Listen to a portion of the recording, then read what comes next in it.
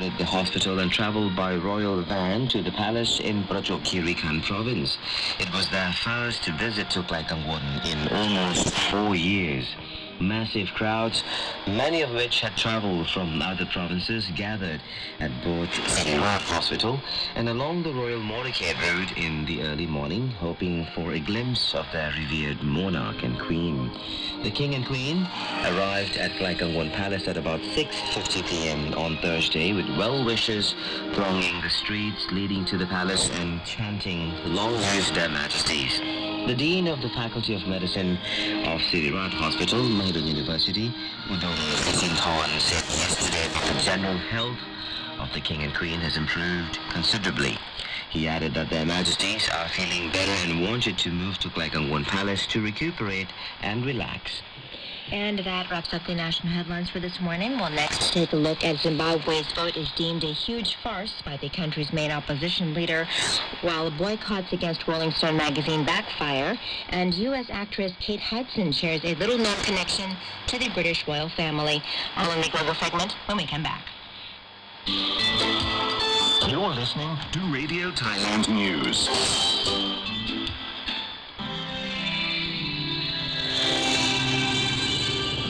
The Thai monarch and the nation.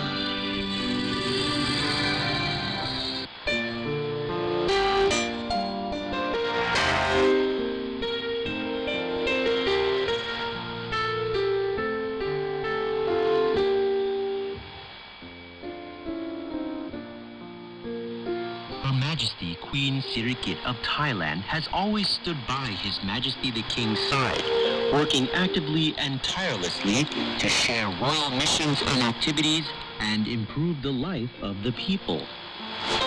In honor of Her Majesty the Queen on her birthday anniversary in the year 2012, the Ministry of Education presented Her Majesty with the title of Mother and Teacher of the Land. Concerning education, Her Majesty is aware of the need to eliminate illiteracy and reduce social disadvantages. She believes that education is necessary for human, social, and national development. Her Majesty has contributed to Thailand's education in many ways. For instance, she has granted scholarships for needy students and disadvantaged youths. Her Majesty the Queen has accepted many educational institutions and foundations under her royal patronage. She has also provided support for the setting up and expansion of schools in remote areas.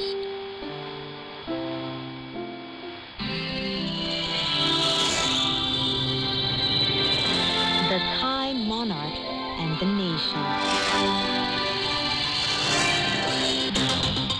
You're listening to Radio Thailand News.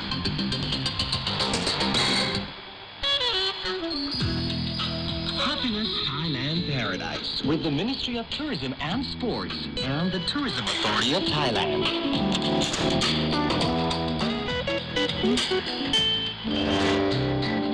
Happiness Thailand Paradise welcomes back a pioneer in premier Japanese cuisine as the Westin Grand Sukhumvit Bangkok's Kiso returns.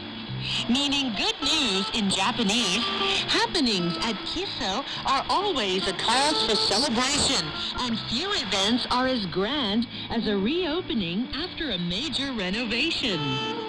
Building on a reputation 20 years in the making as Bangkok's preferred restaurant for Japanese expatriates and those with an appreciation for skilled cooking, Kiso has emerged from an extensive makeover with a new look and enhanced atmosphere. The new Kiso sports a strikingly contemporary interior, balanced with warm and cozy elements such as rows of earthenware pots rising high above wood flooring.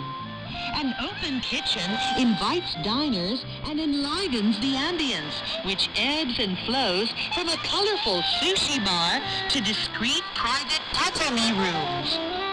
A friend to new beginnings, Kiso's chef, Shinsuke Yonekawa, presents a constantly refreshing menu of seasonal creations that draw on time spent traveling the world as a head chef on a cruise liner, as well as stints in the Philippines and back in Japan's culinary capitals of Tokyo and Osaka.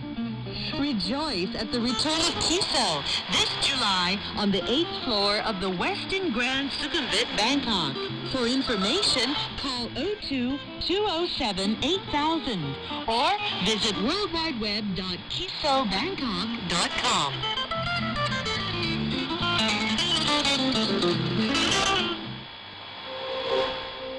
For 50 years, we've lived and worked in Thailand. We are heat, light, and the ability to move. We are Chevron. Today, we supply over half of the kingdom's natural gas production and fulfill about 1/3 of the country's power demand. Power that drives industry, generates jobs, and fosters mobility. Working together, we're helping Thailand grow. That's the power of human energy. Global News. 7:19 and we are back with this morning's global news. Italy's Supreme Court on Thursday upheld a jail sentence against Silvio Berlusconi for tax fraud in a devastating blow to the 4 times prime minister that could throw the country's fragile coalition government into crisis. The former cruise ship crooner is Italy's most colorful and scandal-prone figure, but it was his first definitive conviction in up to 30 court cases on charges ranging from fraud and corruption to having sex with an underage prostitute. After a 3-day hearing, the 5 judges of the Supreme Court rejected Berlusconi's final appeal against a verdict handed down by 2 lower courts, which sentenced the media mogul to 4 years in jail and was commuted to 1 year under an amnesty. U.S. fugitive Edward Snowden will publish no more leaks, but will instead look to build a life in Russia, where he has been granted a year-long asylum. A Russian lawyer who is assisting Snowden said the 30-year-old has found shelter in a private home of American expatriates after leaving Moscow's Sheremetyevo airport following more than 5 weeks in limbo there.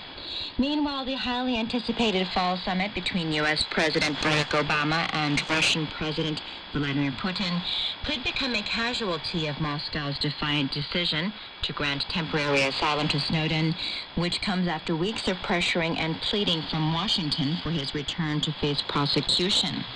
White House spokesman Jay Carney said Russia's decision is not a positive development.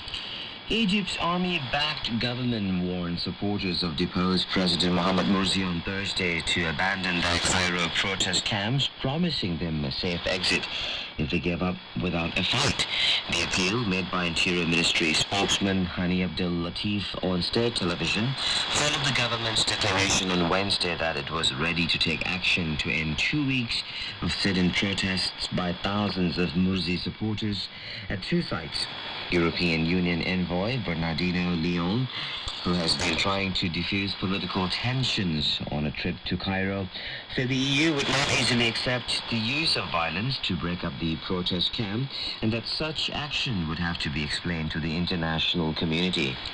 Syrian President Bashar al-Assad said on Thursday that he was confident of victory against rebels and made a symbolic visit to a town once overrun by insurgents and now mostly retaken by his army. However, Assad's forces took a blow in the central city of Homs, where at least 40 people were killed in a huge explosion that hit a weapons cache and in mortar attacks on mainly Alawite districts. Loyalists reportedly retaliated by bombarding the northwestern district of Al-Wer, killing 22 people, mostly civilians. Tens of thousands of Sunni Muslim refugees had taken refuge at Al-Wer, fleeing bombardment by Assad's forces on rebellious Sunni neighborhoods in the center of Homs. According to the UN, more than 1,000 people were killed in Iraq in July, a grim figure that shows rapidly deteriorating security as sectarian tensions saw nearly 2 years after U.S. troops withdrew from the country. Violence has been on the rise all year, but the number of attacks against civilians and security forces has spiked during the Islamic holy month of Ramadan, which began early this month. The increased bloodshed had intensified fears that Iraq is on a path back to the widespread chaos that nearly tore the country apart in the aftermath of the U.S.-led invasion that ousted Saddam Hussein in 2003. Months of rallies by Iraq's minority Sunnis against the Shiite-led government over what they contend is second-class treatment and the unfair use of tough anti-terrorism measures against their sect set the stage for the violence. U.S. Secretary of State John Kerry told Pakistanis on Thursday that he hoped U.S. drone strikes in their nation would end very, very soon, in a message meant to ease anti-American resentment in the strategic country. After meeting Prime Minister Nawaz Sharif, Kerry said they had agreed to re-establish a full partnership, hoping to end years of acrimony over the drone strikes and other grievances, including the May 2011 U.S. raid that killed Osama bin Laden. Kerry's comments went further than those of President Barack Obama, who said in a May 23rd speech that the need for drone strikes would decrease in what he called the Afghan war theater as U.S. troops withdraw by the end of 2014. Prime Minister Morgan Tsvangirai dismissed Zimbabwe's election as a farce on Thursday after the party of his rival, President Robert Mugabe, claimed a landslide victory that would resume another 5 years in power for Africa's oldest head of state. Speaking at the headquarters of his Movement for Democratic Change, Tsvangirai said Wednesday's vote should be considered invalid because of polling day irregularities and vote rigging by the 89-year-old Mugabe's ZANU-PF party. Tsvangirai did not take questions, leaving it unclear whether he or his party would mount any kind of legal challenge. The conflicting claims from the competing camps came before Zimbabwe's Electoral Commission had issued any official results. According to newly published British documents, former German Chancellor Helmut Kohl said in 1982 that he wanted to cut in half the number of Turks living in Germany. In the recently released classified protocol of a telephone conversation with the British Prime Minister at the time, Margaret Thatcher, Kohl is quoted as saying he wants to give Turkey economic incentives to take back half of all Turkish immigrants because the Turks came from a very distinctive culture and did not integrate well. Kohl's office could not immediately be reached late Thursday.